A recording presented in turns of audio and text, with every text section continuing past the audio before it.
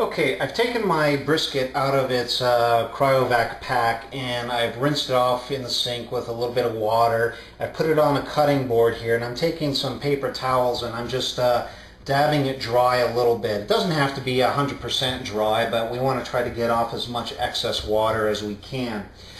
Right now, let's take note of two things here. There's a little bit of fat here that we're going to trim off here on the bottom, some of these extra flaps, this really thin stuff. Notice here this big thick piece here. We want to try to get rid of some of that fat as well.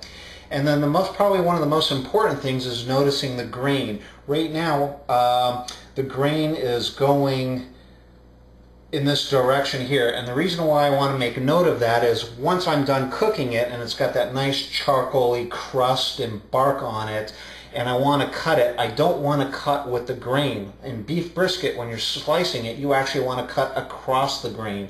So I need to make a mental note that the grain is going this way, and when it is time for me to cut and slice this up and dish this out to friends, I want to cut again across the grain. You do not want to go with the grain on this at all. So flipping this over, notice here we're back at the fat cap. I want to try to trim. I'm going to turn this around a little bit here and see how thick this piece of fat is here compared to down on this end here. I want to try to trim off as much fat as I can, but however, I want to leave at least 1/8 to 1/4 of an inch of fat.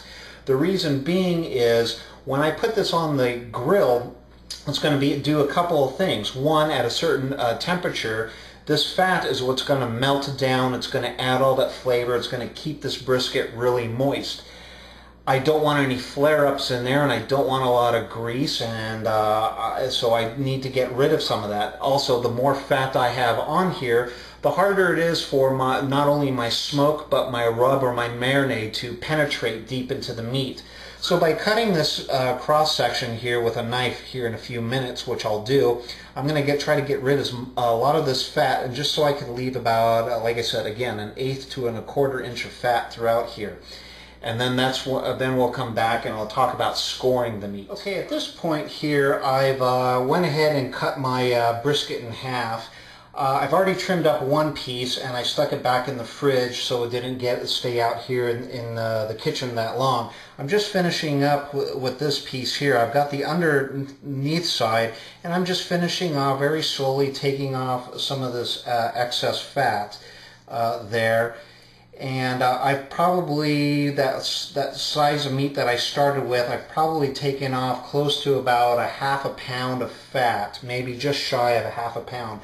I didn't want to get too overly aggressive with that because I definitely don't want to dry this out. But I feel good that I was able to take, like I said, close to about 1/2 pound of fat off of that. It's not going to be perfect. It's very hard to get a uniformity of a fat layer of 1/8 to 1/4 of an inch, but I did pretty good for the most part.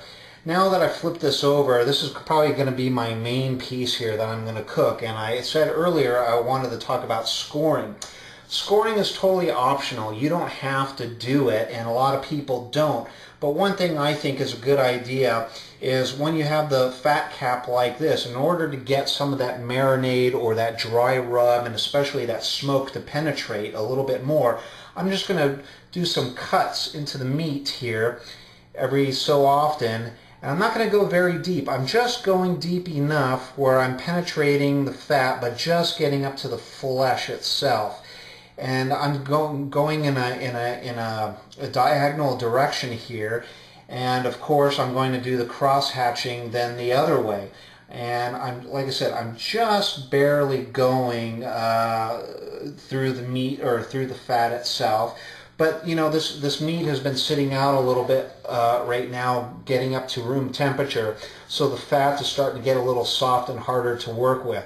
So once I put these cuts in here and finish scoring, I'm going to go ahead and put it back in the refrigerator for about 10 minutes or so to let it harden back up. While I go ahead and do that, I'll come back and we'll talk a little bit about the different rubs and spices and injection and marinades that you can do. But for this right now, as you can see, I've got a scored cross pattern on here, and it's going to go back in the fridge. Now when I get my rub in here, it's going to penetrate deep into these lines, and I have not cut the meat in any way, shape, or form. Okay, so we'll come back in a few minutes here.